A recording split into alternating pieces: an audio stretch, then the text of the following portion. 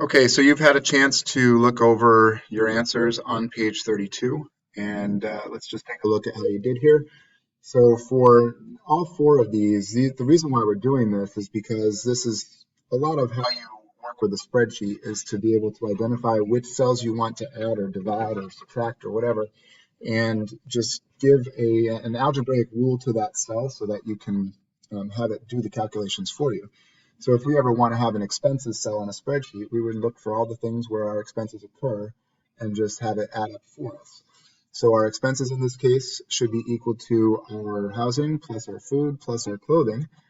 If this was on a spreadsheet, it would be the cell, we would, instead of H, F, and C, we would use the cell numbers where those things are located. So you'll see that come up quite often in the next couple of days here.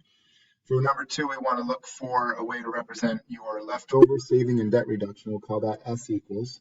So what we want to do for this is take our income and subtract our expenses, and whatever's left over is going to give us a remainder for saving. All right, item 3, we have 4 expenses. We have a W, we have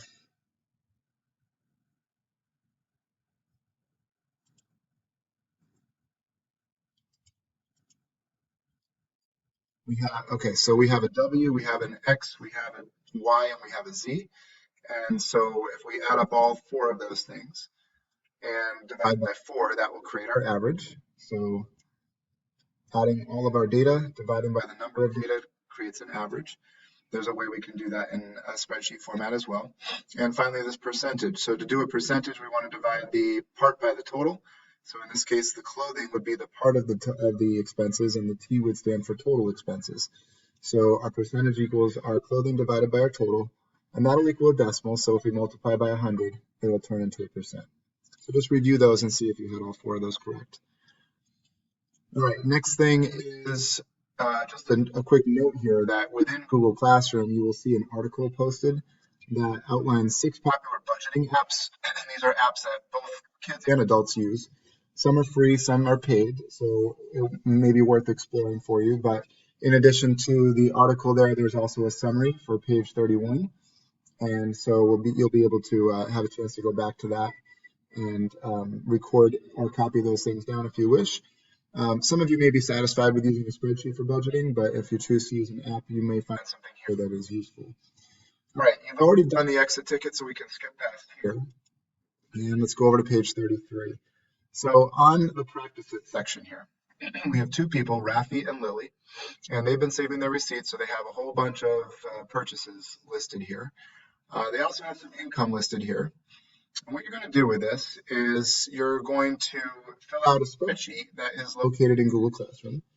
And when I go into the spreadsheet, yours is going to look like this. It'll have your name attached to it, but it'll say 4.4 Rafi and Lily's budgets. And there's a tab at the bottom for Rafi's budget and a tab at the bottom for Lily's budget. So you can toggle back and forth between them. All I need you to do today is fill in the cells that have categories. So if there's an income, if it's from a paycheck, you'll put it here. If it's from other, you'll put it here. If you see multiple paychecks, add them together and enter it here. And if you see multiple instances of the same category in the expenses, you can do that as well. Just add them and enter the total there. So when you are done today, what we should see when we start this in class the next day is you should see each of these cells, so the paycheck and the other, as well as all of these cells here underneath total money filled in.